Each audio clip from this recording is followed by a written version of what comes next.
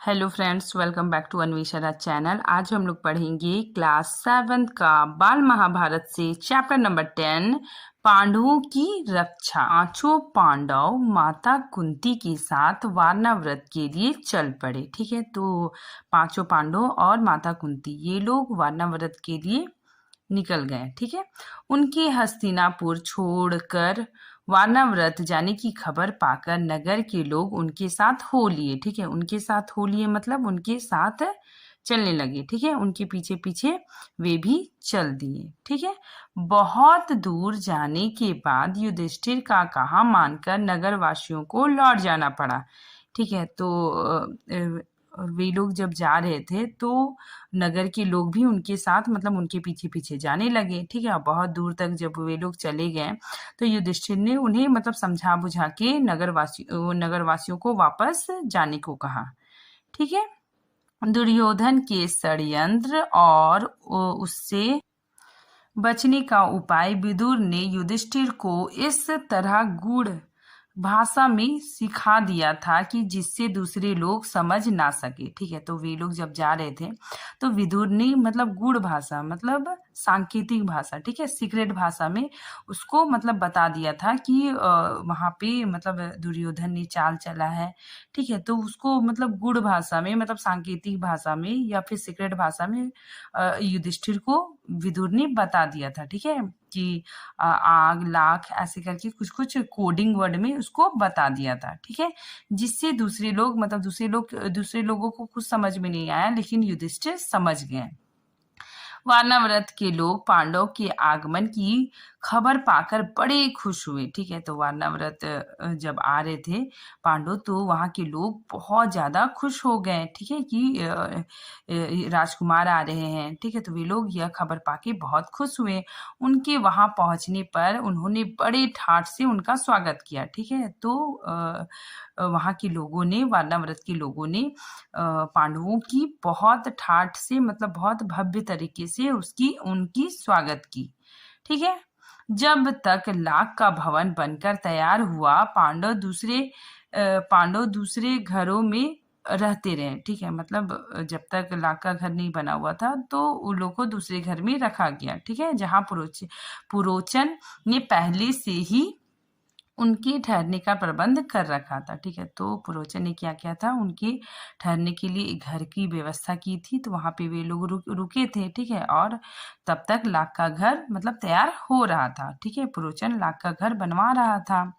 लाख का भवन बनकर तैयार हो गया। ठीक है, अब लाख का घर तो बन गया। ठीक है, तो पुरोचन उन्हें उनमें ले गया। ठीक है, तो उन लोग को वहां मतलब लाख के घर में शिफ्ट कर दिया पुरोचन ने। ठीक है, पांडवों को भवन में प्रवेश करते ही युधिष्ठिर ने उसे खूब ध्यान से देखा। जब भवन में लाख के घर में प्रवेश किया तो युधिष्ठिर ने उसे बहुत ध्यान से देखा। ठीक है, और उसे विदुर की बातें याद आ गई। ठीक है, विदुर की बातें उन्हें याद थी। ध्यान से देखने पर युधिष्ठिर को पता चला कि यह घर जल्दी आग पकड़ने वाली चीजों से बना है। ठीक है, तो युधिष्ठिर ने बहुत ध्यान से देखा तो उसको पता चल गया कि ये जो घर है ये घर बहुत जल्दी आग पकड़ने वाली चीजों से बना हुआ है। ठीक है, युधिष्ठिर ने भीम को भी यह भेद बता दिया, मतलब ये सारी बातें बता दी। ठीक है, तो पर साथ ही उसे सावधान करते हुए कहा, यद्यपि यद्यपि मतलब होता है हालांकि। ठीक है, हालांकि यह साफ मालूम हो गया है कि यह स्थान खतरनाक है। ठीक है, यह जो जगह है बहुत ज्यादा खतरनाक है, फिर भी हमें विचलित नहीं होना है, मतलब हम लोग को घबराना नहीं है। पुरोचन को इस बात का जरा भी पता ना लगे कि उसके षड्यंत्र का भेद हम पर खुल गया है। ठीक है, मतलब पुरोचन को पता नहीं चलना चाहिए कि उसका जो प्लानिंग था वो हम लोगों को पता चल चुका है। ठीक है, मौका पाकर हमें यहाँ से निकल भागना होगा। ठीक है, तो युधिष्ठिर बोल रहे हैं कि मतलब अगर हम लोग को मौका मिलेगा तो हम लोग यहाँ से निकल के भाग जाएंगे, पर अभी हमें जल्दी से ऐसा कोई काम नहीं करना चाहिए। ठीक है, जिससे शत्रु के मन में जरा भी संदेह पैदा होने की संभावना हो। ठीक है, तो हम लोग को अभी कुछ भी ऐसा कदम नहीं उठाना है जिससे मतलब शत्रु को जरा भी शक हो जाए। ठीक है। युधिष्ठिर की इस सलाह को भीमसेन सहित सब भाइयों तथा कुंती ने मान लिया। ठीक है। तो युधिष्ठिर ने जो सलाह दिया तो उसको सब लोगों ने मान लिया। वे उसी लाख के भवन में रहने लगे। ठीक है। इतने में विदुर का भेजा हुआ एक सुरंग बनाने वाला कारीगर वानरवत नगर में आ पहुंचा।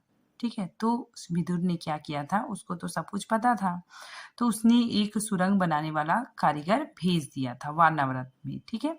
उसने एक दिन पांडव को अकेले में पाकर उन्हें अपना परिचय देते हुए कहा, आप लोगों की भलाई के लिए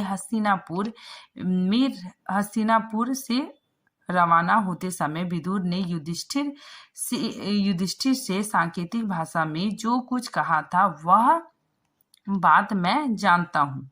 ठीक है। यही मेरे सच्चे मित्र होने का सबूत है। ठीक है। तो वो कारीगर आ जाता है और जब पांडव अकेले रहते हैं तो उनसे वो बात करता है और अपना परिचय देता है और बोलता है कि मुझे विदुर ने भेजा है। ठीक है।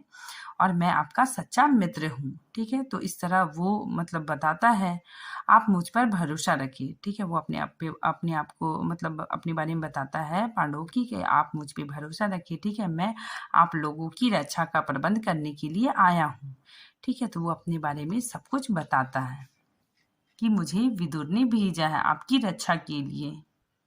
इसके बाद वह कारीगर महल में पहुंच गया। ठीक है। और गुप्त रूप से कुछ दिनों में ही उसने एक सुरंग बना दिया। ठीक है। तो वो कारीगर महल में पहुंच जाता है लाख के घर में और वहां पे क्या करता है ना, सुरंग बनाना स्टार्ट कर देता है। ठीक है। सुरंग बना देता है। इस रास्ते से पांडव महल के अंदर से नीचे ही नीचे चार दीवारी और गहरी खाई को लांघ कर सुरक्षित बेखटके बाहर निकल सकते थे। ठीक है। मतलब उसने क्या किया था ना कि एक सुरंग बनाया था जमीन के नीचे, मतलब सुरंग बनाया था और जिससे पांडव एकदम आराम से, ठीक है, एकदम सुरक्षित तरीके से बेखटके मतलब बिना रुके, ठीक है, वे आराम से बाहर निकल सकते हैं। ठीक है। यह काम इतने गुप्त रूप से और इस खूबी से हुआ कि पुरोचन को अंत तक इस बात का पता नहीं चलता है। ठीक है। इस बात की खबर उसे नहीं होती है। ठीक है। तो ये काम मतलब इतनी गुप्त तरीके से होता है कि मतलब पुरोचन को या फिर अन्य लोगों को इस बात की जरा भी भनक नहीं लगती है। पुरोचन ने लाख के भवन के द्वार पर ही अपने रहने के लिए स्थान बनवा लिया था। ठीक है। तो पुरोचन जो महल था, लाख का घर था, उसी के पास में अपना घर बनवा लिया था। ठीक है। इस कारण पांडवों को सारी रात हथियार लेकर चौकन्ना रहना पड़ता था। ठीक है। तो इसलिए पांडव बहुत डरे हुए थे कि पता नहीं कब आग लगा दे। ठीक है। तो वे लोग क्या करते थे ना, चौकन्ना रहते थे। ठीक है। रात में भी एक कोई ना कोई जगह रहता था और हथियार लेके वे लोग चौकन्ना रहते थे। एक दिन पुरोचन ने सोचा कि अब पांडवों का काम तमाम करने का समय आ गया। ठीक है। तो वो सोच रहा था कि अब हमें मतलब पांडवों को मार देना चाहिए। ठीक है। और भवन में आग लगा देना चाहिए। ठीक है। समझदार युधिष्ठिर उसके रंग ढंग से ताड़ गए मतलब पहचान गए। ठीक है। तो वह जो युधिष्ठिर थे वो पहचान गए कि ये मतलब अब हम लोगों को मारना चाहता है। ठीक है। ताड़ गए मतलब पहचान गए कि वह क्या सोच रहा है। युधिष्ठिर की सलाह से माता कुंती ने उसी रात एक बड़े भोज का प्रबंध किया। ठीक है। तो मतलब रात में सबके लिए खाना बना। ठीक है। एक पार्टी के जैसा नगर के सभी लोगों को भोजन कराया गया। ठीक है। बड़ी धूमधाम रही, मानो कोई बड़ा उत्साह हो। खूब खा पी कर भवन के सब कर्मचारी गहरी नींद में सो गए। पुरोचन भी सो गया। ठीक है। तो मतलब माता कुंती ने मतलब सबके लिए खाना बनाया था। ठीक है। एक उत्सव के जैसा माहौल हो गया। तो सब खूब खा पी के मतलब सब थके थे तो सब नींद में आराम से सो गए। पुरोचन भी सो गया। ठीक है। आधी रात के समय भीमसेन ने भवन में कई जगह आग लगा दी। ठीक है। तो यहाँ पे पुरोचन ने आग नहीं लगाई थी, भीमसेन खुद मतलब वो आग लगा दिया। ठीक है। और फिर पांचों भाई माता कुंती के साथ सुरंग के रास्ते अंधेरे में रास्ता टटोलते टटोलते बाहर निकल गए। ठीक है। तो वे लोग आग लगा दिए। ठीक है। भीमसेन ने आग लगाया और माता कुंती और ये पांचों पांडव मतलब वो सुरंग के रास्ते बाहर निकल आए। ठीक है। भवन से बाहर वे निकले ही थे कि आग ने सारे भवन को अपनी लपेट में ले लिया। ठीक है। तो वे लोग बाहर जैसे निकले तो क्या हो गया, पूरा जो लाख का घर था वो पूरी तरह से मतलब आग की लपेटों से पूरी तरह से जल गया। ठीक है। पुरोचन के रहने के मकान में भी आग लग गई। ठीक है। तो पुरोचन जो जिस घर में रहता था वहीं पे द्वार बनाया था सामने, तो उसके घर में भी आग लग गई। ठीक है। सारे नगर के लोग इकट्ठे हो गए और पांडव के भवन को भयानक आग की भेंट होते देखकर हाहाकार मचाने लगे। ठीक है। तो सभी देख के बहुत डर गए। ठीक है। सब बहुत शोरगुल मचाने लगे। कौरवों के अत्याचार से जनता छुन्न हो उठी थी। ठीक है। और तरह तरह से कौरव की निंदा करने लगी। ठीक है। तो जनता को मतलब शक हो गया कि ये कौरव ने किया है। ठीक है। और वे लोग क्या करने लगे, उसकी निंदा करने लगे। ठीक है। लोग क्रोध में अनाप शनाप मतलब अशब्द, ठीक है, बुरी बुरी बातें कहने लगे। ठीक है। हाय तौबा मचाने लगे मतलब व्याकुल होने लगे। ठीक है। हाय तौबा मचाने लगे और उनके देखते देखते सारा भवन जलकर राख हो गया। ठीक है। मतलब थोड़ी देर में ही पूरा भवन जल के राख हो गया। पुरोचन का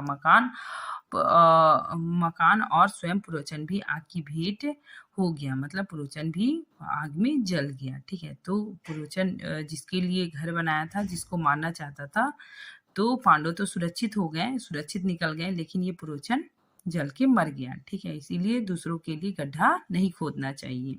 ठीक है। नहीं तो उस गड्ढे में स्वयं इंसान गिर जाता है। ठीक है। आगे देखिए, वारणाव्रत के लोगों ने तुरंत ही हस्तिनापुर में खबर पहुंचा दी कि पांडव जिस भवन में ठहराए गए थे वह जलकर राख हो गया है। ठीक है। तो हस्तिनापुर में यह खबर भिजवाया गया कि पांडव लोग जहाँ पे रुके थे वो घर मतलब जलकर राख हो गया। ठीक है। और भवन में कोई भी जिंदा नहीं बचा। ठीक है। धृतराष्ट्र और उसके बेटों ने पांडव की मृत्यु पर बड़ा शोक मनाया। ठीक है। तो ये लोग धृतराष्ट्र और पांडव के जो बेटे थे, पांडव की मृत्यु पर ये लोग बहुत क्या कर रहे थे, शोक मना रहे थे। ठीक है। वे गंगा किनारे गए और पांडव तथा कुंती को, यहाँ पे देखिए जो धृतराष्ट्र है और उनके बेटे, ठीक है, तो उनके बेटे कौन हो गए, कौरव। ठीक है। तो ये लोग मतलब झूठ मूठ का शोक मना रहे थे। ठीक है। जलांजलि दी। ठीक है। फिर सब मिलकर बड़े जोर जोर से रोते और बिलाप करते हुए घर लौटे। ठीक है। तो कौरव, धृतराष्ट्र ये सब मतलब झूठ मूठ का मतलब नौटंकी करके मतलब रोते हुए ये लोग वापस घर आए। ठीक है। परंतु दार्शनिक विदुर ने शोक को मन ही मन में दबा लिया। ठीक है। तो विदुर को सब कुछ पता था, उसे पता था कि पांडव जिंदा है। ठीक है। अधिक शोक प्रदर्शन ना किया। इसके अलावा विदुर को यह भी पक्का विश्वास था कि पांडव लाख के भवन से बचकर निकल गए हैं। ठीक है। तो विदुर को सब कुछ पता था। ठीक है। और उन्हें विश्वास था कि पांडव अभी जिंदा है। ठीक है। पितामह भीष्म तो मानो शोक के सागर ही में थे। ठीक है। तो भीष्म पितामह बहुत दुखी थे। ठीक है। पर उनको विदुर ने धीरज बंधाया और पांडवों के बचाव के लिए किए गए सारे प्रबंध का हाल बताकर उन्हें चिंता मुक्त कर दिया। तो विदुर ने भीष्म पितामह को सब कुछ बताया कि मतलब सारी बातें बताए कि पांडव वहां से मतलब निकल गए हैं। ठीक है। तो वहां पे उस घर में एक सुरंग बना हुआ था जिससे पांडव वहां से सुरक्षित बाहर निकल गए हैं। ठीक है। और वे लोग अभी जीवित हैं। तो यह सुनकर मतलब भीष्म पितामह बहुत मतलब अब वो चिंता मुक्त हो गए। ठीक है। आगे देखिए, लाख के घर को जलता हुआ छोड़कर पांडव भाई लाख के घर को जलता हुआ छोड़कर पांचों भाई माता कुंती के साथ बच निकले। ठीक है। और जंगल में पहुंच गए। ठीक है। तो वे वहां से निकलकर जंगल पहुंच गए। जंगल में पहुंचने पर भीमसेन ने देखा कि रात भर जगे होने तथा चिंता और भय से पीड़ित होने के कारण चारों भाई बहुत थके हुए थे। माता कुंती की दशा तो बड़ी ही दयनीय थी। ठीक है। तो वहां से वे लोग निकल गए। ठीक है। तो चलते चलते जंगल पहुंच गए तो वे लोग बहुत ज्यादा थके हुए थे। ठीक ठीक है, रात भर जगे थे, ठीक है, चिंता भी थी, भय भी था, ठीक है, और वे लोग चलते जा रहे थे। इस वजह से सब क्या हो गए थे, बहुत थक गए थे, और माता कुंती भी क्या हो गई, बहुत थक गई थी, ठीक है, क्योंकि माता कुंती की उम्र भी मतलब थोड़ा-सा ज़्यादा हो रहा था, ठीक है? ये लोग तो नवयुवक थे, लेकिन माता कुंती की दशा क्या हो गई थी, बहुत ज़्यादा मतलब दयनीय हो गई थी, ठीक है? वो बहुत ज़्यादा थक चुकी थी, ठीक है? बेचारी थक कर चूर हो गई। सो महाबली भीम ने माता को उठाकर अपने कंधे पर बैठा लिया, ठीक है? तो माता एकदम चल नहीं पा रही थी, ठीक है? बहुत थकी हुई थी, तो जो भीम थे वो अपनी माता को कंधे पे मतलब बैठा लिए, ठीक है? और नकुल सहदेव को कमर में ले लिया। ठीक है, तो सब थके हुए थे, और भीम तो बहुत बलिष्ठ थे, और उनके पास बहुत मतलब एनर्जी था, ठीक है? तो इसी वजह से उन्होंने माता को कंधे में बैठा लिया, नकुल सहदेव को अपनी कमर में बैठा लिया, और युधिष्ठिर और अर्जुन को दोनों हाथों पर पकड़ लिया, ठीक है? और वह उस जंगली रास्ते में उन्मत्त हाथी के समान झाड़ झकाड़ और पेड़ पौधों को इधर उधर हटाता व रौंदता हुआ तेजी से चलने लगा, ठीक है? तो भीम क्या किए, मतलब सबको लेके एकदम हाथी के जैसा, जैसे हाथी एकदम मस्त चाल में चलता, वैसे मतलब सबको रौंदता हुआ, हटाता हुआ एकदम तेजी से वो चलता जा रहा था, ठीक है? जब वे सब गंगा के किनारे पहुंचे तो वहां विदुर विदुर की भेजी हुई एक नाव मिली, ठीक है? तो वे लोग वहां जंगल से निकल गए। उसके बाद फिर एक नदी मिला, ठीक है? तो नदी में क्या था कि एक नाव मिला, ठीक है? तो वो विदुर ने भेजा था। युधिष्ठिर ने मल्लाह से सांकेतिक प्रश्न करके जांच लिया कि वह मित्र है, ठीक है? तो वो जो सांकेतिक भाषा था उससे मतलब बात किया, और वो मतलब पहचान गया कि ये हमारा मित्र है, और विदुर ने इसे भेजा है, ठीक है? वे लोग अगले ही शाम होने तक चलते रहे, ठीक है? वहां से नदी पार कर लिए, फिर वे अगले शाम तक चलते रहे, ताकि कोई सुरक्षित स्थान पर पहुंच जाए। सूरज डूब गया, रात हो चली, चारों तरफ अंधेरा छा गया। कुंती और पांडव एक तो थकावट के मारे मारे चूर हो गए, ऊपर से प्यास और नींद भी उन्हें सताने लगी, ठीक है? तो सब बहुत थक गए थे, ठीक है? सब चलते जा रहे थे, तो बहुत थक थक के चूर हो गए थे, और उन्हें बहुत प्यास लग रही थी, ठीक है? चक्कर सा आने लगा। किसको? माता कुंती को, ठीक है? एक पल भी वो चल नहीं पा रही थी, ठीक है? मतलब एक पग भी आगे बढ़ना असंभव हो गया, ठीक है? मतलब एक कदम भी वो नहीं चल पा रही थी, ठीक है? भीम के सिवा सब भाई वहीं जमीन पर बैठ गए, ठीक है? कोई नहीं चल पा रहा था, सिर्फ भीम को मतलब वो बहुत बलिष्ठ थे, तो उनके पास ताकत थी, बाकी सब थक गए थे। कुंती से तो बैठा भी नहीं गया, वह दीन भाव से बोली, मैं तो प्यास से मरी जा रही हूँ, ठीक है?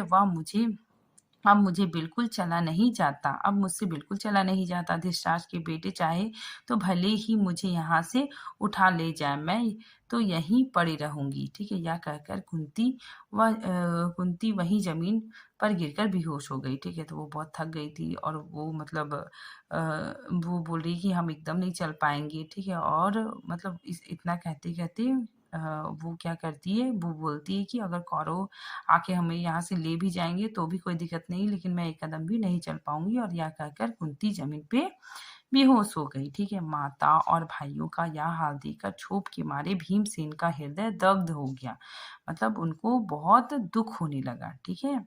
भीम का हृदय बहुत दुखी हो उठा, ठीक है? वह उस भयानक जंगल में बेधड़क मतलब बिना रोक टोक के, ठीक है, बेधड़क घुस गया, और इधर उधर घूम घाम कर उसने एक जलाशय मतलब एक तालाब का पता लगा लिया, ठीक है? उसने पानी लाकर माता और भाइयों को की प्यास बुझाई, ठीक है? तो वो भीम था वहाँ, मतलब पूरा जंगल में इधर उधर घूम के और एक तालाब का पता लगाया, और वहां से पानी लेके आया, और अपनी माता और भाइयों को दे दिया, ठीक है? उसकी प्यास बुझाई। पानी पीकर चारों भाई और माता कुंती ऐसे सोए कि उन्हें अपनी सुध बुध तक ना रही, ठीक है? तो सब इतने थके हुए थे, और मतलब पानी पी के सब एकदम सो गए, ठीक है? अकेला भीम मन ही मन कुछ सोचता हुआ चिंतित भाव से बैठा रहा, ठीक है? तो सब सो गए, और भीमसेन था वो मतलब कुछ सोचता हुआ चिंतित भाव से बैठा हुआ था। पांचों भाई माता कुंती के को लिए अनेक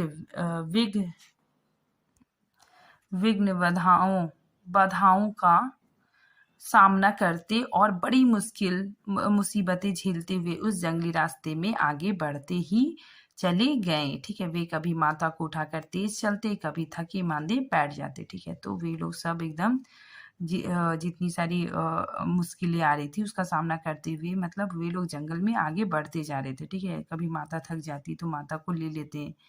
ठीक है, और मतलब वे लोग आगे बढ़ते रहते। ठीक है, कभी एक दूसरे से होड़ करते। ठीक है, और वे लोग रास्ते चलते रहते। ठीक है, होड़ लगाकर रास्ता पार करते। ठीक है, वे ब्राह्मण ब्रह्मचारी का वेश धारण करके ठीक है एक चक्रा नगरी में जाकर एक ब्राह्मण के घर में रहने लगे। ठीक है, तो वे लोग क्या किए कि एक ब्राह्मण का वेश धारण कर लिए। ठीक है, और एक चक्रा नगरी नगर में पहुंच गए। ठीक है, और वहां एक ब्राह्मण के घर में रहने लगे।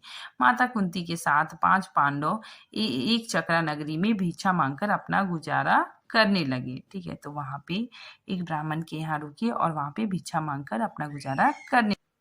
भिक्षा के लिए जब पांचों भाई निकल जाते तो कुंती का जी बड़ा बेचैन हो उठता। वह बड़ी चिंता से उसकी बाट जोतती रहती। उसके लौटने में जरा भी देर हो जाती तो कुंती के मन में तरह तरह की आशंकाएं उठने लगती थी। ठीक है, तो भिक्षा मांगने के लिए पांचों भाई जाते थे तो माता कुंती को बहुत चिंता होने लग जाती। ठीक है, और थोड़ा सा भी लेट होने से वो बहुत ज़्यादा बेचैन हो जाती और उनकी मतलब अपने बेटों की राह देखती रहती। ठीक है, कि कब लौट के आएंगे, और थोड़ा सा देर होने से उनके मन में बहुत सारी आशंकाएं उत्पन्न होने लगती। ठीक है, क्योंकि माता है उन्हें डर लग जाता था कि कौरव को कहीं पता ना चल जाए और कौरव मतलब मेरे बच्चों को मार ना दे। ठीक है, आगे देखिए, पांचों भाई भिक्षा में जितना भोजन लाते कुंती उसके 2 हिस्से कर देती। एक हिस्सा भीमसेन को देती, बाकी आधे में से 5 हिस्से करके 4 बेटों और खुद खा लेती। ठीक है, तो इस पर भी भीम की भूख नहीं मिटती। तो जो पांचों बेटे जो भिक्षा मांग के लाते थे तो माता कुंती क्या करती थी, उसको 2 हिस्सा कर देती थी। एक हिस्सा पूरा भीमसेन को दे देती थी और एक हिस्सा में मतलब अपने चारों बेटों और खुद खा लेती थी। ठीक है, और उसमें भी भीमसेन की भूख नहीं मिटती थी क्योंकि भीमसेन बहुत बलशाली थे। ठीक है, बलिष्ठ थे और उनको खाना भी पूरा चाहिए था। ठीक है, हमेशा ही भूखा रहने के कारण वह दिन प्रतिदिन दुबला होने लगे। ठीक है, तो उनको खाना अच्छा से नहीं मिलता था इसीलिए वे भीमसेन दुबले पतले होने लगे।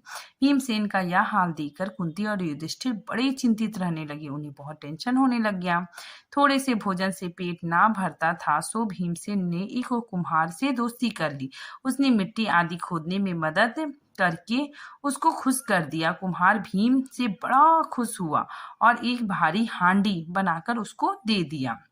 भीम उसकी हांडी को लेकर भिक्षा के लिए निकलने लगा। ठीक है, उसका विशाल शरीर और उसकी वह विलक्षण हांडी देखकर बच्चे तो हंसते हंसते लोटपोट हो जाते। ठीक है, तो भीमसेन ने एक कुम्हार से दोस्ती कर ली। तो कुम्हार को क्या चाहिए होता, मिट्टी। तो भीमसेन ने मतलब मिट्टी बहुत सारा खोद दिया।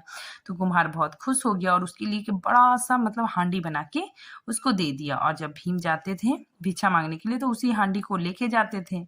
ठीक है, तो उनका विशाल शरीर और एक बड़ा सा हांडी को बच्चे देख के एकदम लोटपोट हो जाते, बहुत हंसते थे। ठीक है, एक दिन चारों भाई भिक्षा के लिए गए। अकेले भीमसेन ही माता कुंती के साथ घर पर रहा। ठीक है, मतलब एक बार क्या होता है कि चारों भाई चले जाते हैं भिक्षा मांगने के लिए और भीमसेन माता कुंती के साथ रहता है। ठीक है, इतने में ब्राह्मण के घर के भीतर से बिलक बिलक कर मतलब फूट फूट कर रोने की आवाज सुनाई पड़ती है। ठीक है, अंदर जाकर देखा कि ब्राह्मण और उसकी पत्नी आंखों में आंसू भरे सिसकियां लेते हुए एक दूसरे से बातें कर रहे थे। ठीक है, तो ये लोग ब्राह्मण और उसकी पत्नी है वो लोग क्या कर रहे थे, सिसकियां लेकर मतलब सुबह सुबह कर रो रो कर एक दूसरे से बातें कर रहे थे। ब्राह्मण बड़े दुखी हृदय से अपनी पत्नी से कह रहा था कि इतनी ही बार मैंने तुम्हें समझाया है कि इस अंधेर नगरी को छोड़कर कहीं और चले जाएं, पर तुम नहीं मानती। यही हट करती रहती कि यह मेरे बाप दादा का गांव है। ठीक है, यहीं रहूंगी। ठीक है, तो यहाँ पे बताया जा रहा है कि जो ब्राह्मण है वो अपनी पत्नी से बोलता है कि मैंने तुम्हें कितनी बार बोला है कि इस नगर को छोड़कर हम लोग कहीं और चल जाते हैं, लेकिन तुम बिल्कुल नहीं मानती हो। ठीक है, तुमने हमेशा यह हट की मतलब तुम हमेशा से यह जिद करती रही कि ये मेरे बाप दादा का गांव है। ठीक है, मैं यहीं पे रहूंगी। ठीक है। अपनी बेटी, बोलो अब क्या कहती हो, अपनी बेटी की भी बलि कैसे चढ़ा दूं और पुत्र को कैसे कल कवलित होने दूं। ठीक है, तो मतलब ब्राह्मण बोलता है कि मैं अब बताओ मैं क्या करूं। ठीक है, अपनी बेटी को क्या बलि चढ़ा दूं, अपने पुत्र को काल कलवित मतलब क्या होता है कि काल के हवाले कर दूं, मृत्यु मृत्यु को दे दूं। ठीक है, यदि मैं शरीर त्यागता हूं तो फिर इन अनाथ बच्चों का भरण पोषण कौन करेगा। ठीक है, हाय मैं अब क्या करूं। ठीक है, तो यहाँ पे ब्राह्मण बोलता है अगर मैं अपना शरीर त्याग देता हूँ मतलब मैं मर जाता हूँ तो इन बच्चों का ख्याल कौन रखेगा। ठीक है, और कुछ करने से तो अच्छा उपाय यह है कि सभी एक साथ मौत के गले लग जाएं, यही अच्छा होगा। ठीक है, कहते कहते ब्राह्मण सिसक सिसक कर रो पड़ा। ठीक है, तो ब्राह्मण बोलता है कि इससे अच्छा है कि हम लोग सब एक ही साथ मर जाएं। ठीक है, और यह कहते कहते वो रोने लगता है। ब्राह्मण की पत्नी रोते रोते बोली, प्राणनाथ मुझे मरने का कोई दुख नहीं है। मेरी मृत्यु के बाद आप चाहे तो दूसरी पत्नी ला सकते हैं। अब मुझे प्रसन्नता पूर्वक आज्ञा दे ताकि मैं राक्षस का भोजन बन सकूं। ठीक है, तो यहाँ पे ब्राह्मण की पत्नी बोलती है कि मैं राक्षस के पास चली जाऊंगी। ठीक है, राक्षस मुझे खा लेगा। ठीक है, और मुझे मेरी मृत्यु का कोई भी दुख नहीं है। आप चाहे तो दूसरी पत्नी ला सकते हैं। ठीक है, और प्रसन्नतापूर्वक रह सकते हैं, मुझे इसमें कोई भी आपत्ति नहीं है। ठीक है, पत्नी की ये व्यथा भरी मतलब दर्द भरी, ठीक है, दुख भरी बातें सुनकर ब्राह्मण से ना रहा गया। वह बोला, प्रिय मुझसे बड़ा दुरात्मा और पापी कौन होगा जो तुम्हें राक्षस की बलि चढ़ा दे और खुद जीवित रहे। ठीक है, तो ब्राह्मण बोलता है कि मेरा जैसा मतलब दुष्ट आदमी कौन होगा जो तुम्हें मतलब राक्षस को बलि चढ़ा दे, मतलब राक्षस के पास तुझे मरने के लिए भेज दे और खुद आराम से जीवित रहे। ठीक है, माता पिता को इस तरह बात करते देख ब्राह्मण की बेटी से ना रहा गया। ठीक है, उसने करुण स्वर में कहा, पिताजी अच्छा तो यह है कि राक्षस के पास आप मुझे भेज दें। सबको इस तरह रोते देखकर ब्राह्मण का नन्हा सा बालक पास में पड़ी हुई सूखी लकड़ी हाथ में लेकर घुमाता हुआ बोला, उस राक्षस को तो मैं ही इस लकड़ी से इस तरह जोर से मार डालूंगा। ठीक है, तो वहां पे माता पिता मतलब ब्राह्मण और उनकी पत्नी बात कर रहे थे, तो उस टाइम उसकी बेटी मतलब सुन लेती है, तो उसकी बेटी बोलती है कि पिताजी आप मुझे ही भेज दीजिए। ठीक है, और सब मतलब आपस में इस तरह बात करके रो रहे थे। तभी उनका जो छोटा लड़का था मतलब छोटा बच्चा था, ब्राह्मण का जो पुत्र था, वो क्या करता है ना, पास में रखी सूखी लकड़ी उठा के उसको घुमाता हुआ बोलता है कि मैं ही इस लकड़ी से राक्षस को मार डालूंगा। ठीक है, कुंती खड़ी खड़ी यह सब देख रही थी। अपनी बात कहने का उसने ठीक मौका देखा। वह बोली, हे ब्राह्मण, क्या आप कृपया करके मुझे बता सकते हैं कि आप लोगों के इस असमय दुख का कारण क्या है। ठीक है, तो कुंती माता सुनती रहती है, तो वो ब्राह्मण से पूछती है कि आप लोग मतलब असमय मतलब इस वक्त क्यों दुखी है। ठीक है, आप लोग ऐसी बातें क्यों कर रहे हैं। ठीक है, क्या आप बता सकते हैं। फिर ब्राह्मण बताते हैं। ब्राह्मण ने कहा, देवी सुनिए, इस नगर के समीप एक गुफा है जिसमें बक नामक एक बड़ा अत्याचारी राक्षस रहता है। ठीक है, तो ब्राह्मण बताता है कि इस नगर में एक गुफा है जिसमें बक नाम का एक राक्षस रहता है। ठीक है, पिछले 13 वर्षों से इस नगरी के लोगों पर वह बड़ा जुल्म ढा रहा है। मतलब वो राक्षस 13 वर्ष से, ठीक है, नगर के लोगों को क्या कर रहा है, बहुत उस पर अत्याचार कर रहा है। ठीक है, हम लोगों को बहुत ही वो अत्याचार कर रहा है। इस देश का राजा जो वैतकीय नाम के महल में रहता है, इतना निकम्मा है कि प्रजा को राक्षस के अत्याचार से बचा नहीं रहा है। ठीक है, तो ब्राह्मण बोलते हैं कि यहाँ का जो राजा है वो बहुत निकम्मा है। ठीक है, उसे प्रजा की कोई चिंता नहीं है। ठीक है। और वो जो राक्षस है वो प्रजा पे बहुत ही अत्याचार कर रहा है। ठीक है, आगे देखिए।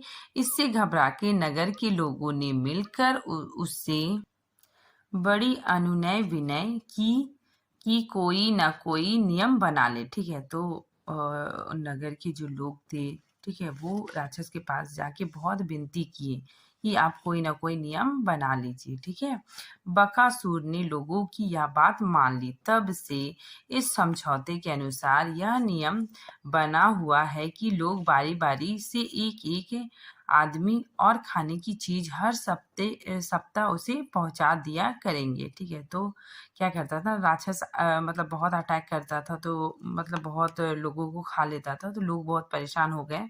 तो वो राक्षस से जाके मतलब मीटिंग किए। ठीक है, वो बोले कि मतलब कोई नियम बनाइए। ठीक है, तो राक्षस ने बोला कि ठीक है, बारी बारी आप लोग मतलब बारी बारी एक एक आदमी मतलब मेरे पास आएगा और बहुत सारी खाने की चीज लेके आएगा। ठीक है, सप्ताह में।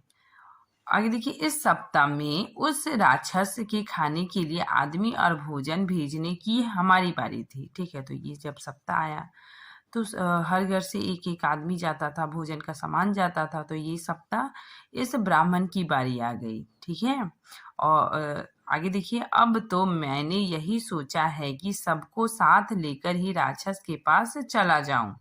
ठीक है, आपने पूछा सो बता दिया। इस कष्ट को दूर करना तो आपके बस में भी नहीं है। ठीक है, तो ब्राह्मण बोलता है कि मैं सोच रहा हूँ कि राक्षस के पास हम लोग सभी चले जाएं। ठीक है, और राक्षस हम लोग को मतलब खा लेगा और कोई भी मतलब दुखी होने के लिए नहीं बचेगा। ठीक है, तो मतलब ब्राह्मण बोलता है कि मैं सबको लेकर राक्षस के पास चला जाऊंगा। ठीक है, आपने पूछा इसीलिए मैंने आपको बता दिया, लेकिन यह कष्ट तो मतलब आप भी दूर नहीं कर सकते हैं। ब्राह्मण की बात का कोई उत्तर देने से पहले कुंती ने भीमसेन से सलाह की। ठीक है, तो ब्राह्मण जो बोला, ठीक है, उसका मतलब उत्तर देने से पहले माता कुंती ने क्या किया, अपने बेटे भीमसेन से मतलब कुछ सलाह मशवरा किया। ठीक है, आपस में डिस्कशन किया। उसने लौटकर कहा, विप्रवर विप्रवर ब्राह्मण को ही कहा जाता है। ठीक है, विप्रवर का मतलब होता है ब्राह्मण या विद्वान। ठीक है, तो माता कुंती ने कहा, विप्रवर आप इस बात की चिंता छोड़ दे। ठीक है, मेरे 5 बेटे हैं, उनमें से एक आज राक्षस के पास भोजन लेकर चला जाएगा। ठीक है, तो माता कुंती बोलती है कि मेरे 5 बेटे हैं, उनमें से एक बेटा मतलब राक्षस के पास भोजन लेके चला जाएगा। सुनकर ब्राह्मण चौंक पड़ा। ठीक है, उसे बहुत आश्चर्य हुआ और बोला, आप कैसी बात कहती है? आप हमारी अतिथि हमारे घर में आश्रय लिए हुए हैं। ठीक है, आप हमारी अतिथि हमारे घर में आश्रय लिए हुए हैं, आपके बेटे मौत के मुंह में मैं भेजूं, यह कहाँ का न्याय है? मुझसे यह नहीं हो सकेगा। ठीक है, तो ब्राह्मण बोलता है कि आप तो अतिथि है। ठीक है, आप हमारे यहाँ रुके हैं। ठीक है, तो मैं आपके बेटे को वहां पे नहीं भेज सकता। ठीक है, ये न्याय नहीं है। ठीक है, कुंती को आगे देखिए, यहाँ पे बोला जा रहा है, कुंती को डर था कि यदि यह बात फैली तो दुर्योधन और उसके साथियों को पता चल जाएगा। ठीक है, पांडव एक चक्रा नगरी में छिपे हुए हैं। ठीक है, इसीलिए उसने ब्राह्मण से इस बात को गुप्त रखने का आग्रह किया। कुंती ने जब भीमसेन को बताया कि उसे बकासुर के पास भोजन सामग्री लेकर जाना होगा, तो युधिष्ठिर खीज उठे और बोले, या तुम कैसा दुस्साहस करने चली हो माँ? ठीक है, तो माता कुंती मतलब ब्राह्मण को मना लेती है। ठीक है, तो वो माता कुंती बोलती है कि मेरा एक बेटा जाएगा ही। ठीक है, मैं अपनी तरफ से भेज रही हूँ।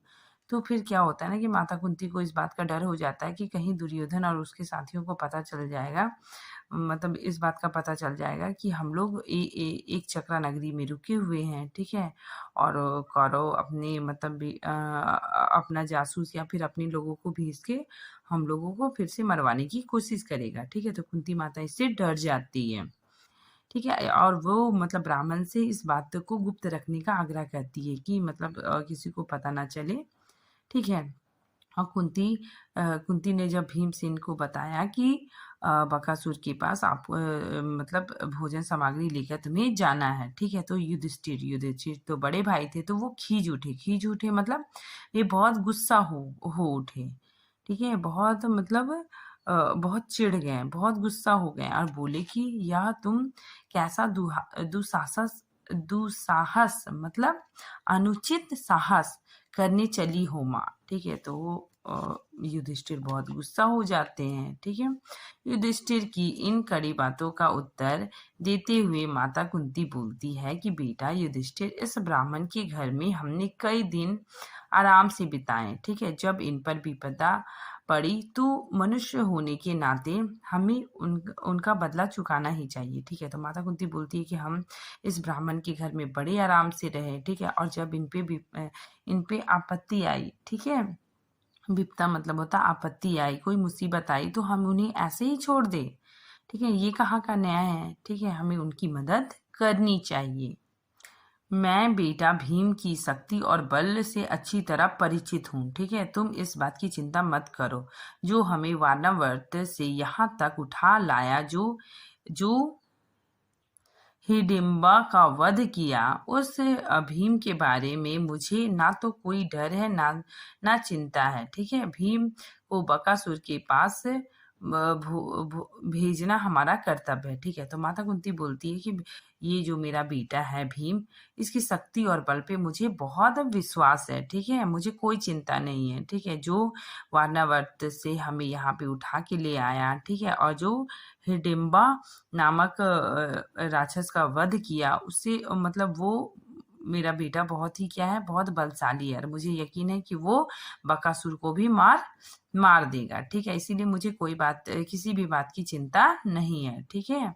और भीम को बकासुर के पास भेजना हमारा क्या है, कर्तव्य है, ठीक। आगे देखिए, इसके बाद नियम के अनुसार नगर के लोग खाने पीने की चीज गाड़ी में रखकर ले आए, ठीक है। भीम सेन उछलकर गाड़ी में बैठ गया, ठीक है। तो खाने पीने की चीज गाड़ी में रखा गया, ठीक है, और भीम उछलकर उस गाड़ी में बैठ गया। शहर के लोग भी बाजे बजाते हुए कुछ दूर तक उनके पीछे पीछे चले और एक निश्चित स्थान पर लोग रुक गए और अकेला भीम गाड़ी दौड़ाते हुए आगे गया, ठीक है। तो मतलब लोग बाजा वगैरह बजाते हुए कुछ दूर तक मतलब आगे जाते हैं। फिर क्या होता है कि एक स्थान आता है, तो वहां से सारे लोग वापस लौट आते हैं और भीमसेन गाड़ी दौड़ाता हुआ वो आगे चला जाता है, ठीक है। उधर राक्षस मारे भूख से तड़प रहा था, ठीक है। तो राक्षस को बहुत भूख लग रही थी। जब बहुत देर हो गया तो बड़े क्रोध के साथ वह गुफा के बाहर आया, ठीक है। तो बहुत देर हो गया, मतलब कोई नहीं आ रहा है, तो राक्षस मतलब गुफा से बाहर आता है और देखता क्या है कि एक मोटा सा मनुष्य बड़े आराम से बैठा हुआ भोजन कर रहा है, ठीक है। तो वो बाहर आता है तो देखता है कि एक मोटा सा आदमी है, वो क्या कर रहा है ना कि बैठे बैठे आराम से भोजन जो गाड़ी में लाया था वो भोजन आराम से खाए जा रहा है। यह देखकर बकासुर की आंखें क्रोध से एकदम लाल हो उठी, ठीक है। बकासुर को बहुत गुस्सा आ गया, ठीक है। इतने में भीमसेन की भी निगाह उस पर पड़ गई, ठीक है। तो भीमसेन भी राक्षस को देखे, ठीक है। उसने हंसते हुए उसका नाम लेकर पुकारा, तो भीमसेन ने मतलब हंसते हुए बकासुर ऐसे करके उसका नाम लेके पुकारा। भीमसेन की यह ढिठाई देखकर, ठीक है, मतलब ये निडरता देखकर, ठीक है, ऐसी गुस्ताखी देखकर या फिर ऐसा उदंड पूर्वक आचरण देखकर राक्षस गुस्से से भर गया, ठीक है ना। उसे बहुत गुस्सा आया और तेजी से भीमसेन पर झपटा, मतलब भीमसेन पर क्या क्या अटैक किया, ठीक है, टूट पड़ा, ठीक है। भीमसेन ने बकासुर को अपनी ओर आते देखा तो उसने उसकी तरफ पीठ फेर ली और कुछ भी परवाह ना करके खाने में लग गया, ठीक है। तो भीमसेन मतलब उसको कोई वैल्यू नहीं दिया, मतलब राक्षस दौड़ता हुआ उसके पीछे आ रहा है अटैक करने के लिए, तो वो क्या किया, अपना पीठ ऐसे ही मतलब फेर लेता है और कोई परवाह नहीं करते हुए आराम से वो खाने में लग गए, ठीक है। खाली हाथ काम ना बनते देखकर राक्षस ने एक बड़ा सा पेड़ जड़ से उखाड़ लिया, ठीक है। तो पेड़ को राक्षस को बहुत गुस्सा आया, ठीक है। वो सोच रहा है इसको कोई फर्क ही नहीं पड़ रहा है, तो वो क्या किया कि एक पेड़ उठाया और जोर से उसकी तरफ फेंक देता है, ठीक है। और उससे भीमसेन पर दे मारा, ठीक है। परंतु भीमसेन ने बाएं हाथ में पर उसे रोक लिया। दोनों में भयानक मुठभेड़ हो गई। ठीक है, तो क्या बकासुर क्या करता है, एक पेड़ उठा के फेंक देता है भीमसेन की तरफ। तो भीम क्या करता है, उसको बाएं हाथ से आराम से उसको रोक लेता है। ठीक है, फिर दोनों के बीच लड़ाई होना स्टार्ट हो जाता है। ठीक है, भीमसेन ने बकासुर को ठोकरे मारकर गिरा दिया। फिर तो भीम तो बहुत ताकतवर थे, तो उन्होंने क्या किए कि मतलब बकासुर को नीचे गिरा दिए। ठीक है, और कहा, दुष्ट राक्षस जरा विश्राम तो करने दे। ठीक है, तो उसको नीचे गिरा दिए और बोले कि राक्षस थोड़ा सा मतलब मुझे आराम करने दो। थोड़ी देर सुस्ताकर भीम ने फिर कहा। ठीक है, तो उसको गिरा दिया। फिर थोड़ा देर मतलब आराम करके भीम ने कहा, अच्छा अब उठो। बकासुर उठकर भीम के साथ लड़ने लगा। ठीक है, दोनों के बीच लड़ाई होने लगी। ठीक है, भीमसेन ने उसको ठोकर लगाकर फिर गिरा दिया। ठीक है, तो भीमसेन उसको फिर से मार के उसके मतलब गिरा देते हैं। ठीक है, इस तरह बार बार पछाड़ खाने पर भी राक्षस उठकर भिड़ जाता था। आखिर भीम ने उसे मुंह के बल गिरा दिया और उसकी पीठ पर घुटनों की मार देकर उसकी रीढ़ की हड्डी तोड़ डाली। राक्षस पीड़ा के मारे चीख उठा और उसके प्राण पखेरु उड़ गए। ठीक है, तो यहाँ पे बताया जा रहा है कि भीमसेन उसको बार बार मार के नीचे गिरा दे रहे थे। ठीक है, तो बार बार राक्षस उड़ जाता था, फिर लड़ने लगता था। तो भीमसेन ने क्या किया ना, उसको मतलब मुंह के बल उसको गिरा दिया। फिर उसके घुटनों को मतलब पैर रख के उसको मतलब रीढ़ की हड्डी तोड़ दी। ठीक है, और इससे राक्षस को बहुत दर्द होने लगा। वो चीख उठा और फिर उसके प्राण पखेरु मतलब उसकी मृत्यु हो गई। ठीक है, वो मर गया। भीमसेन उसकी लाश को घसीट लाया। ठीक है, तो वो मर गया, तो फिर उसकी लाश को वो घसीटता हुआ ले आया और उसे नगर के फाटक पर जाकर पटक दिया। ठीक है, तो वहाँ पे जो नगर था वहीं पे लाके वो रख देता है। ठीक है, फिर उसने उसने घर आके माँ को सारा हाल बताया। फिर भीमसेन घर आता है और जो वहाँ पे जो कुछ भी होता है वो सारी बातें अपनी माँ को बताते हैं। ठीक है, बस इतना ही है। Thank you friends.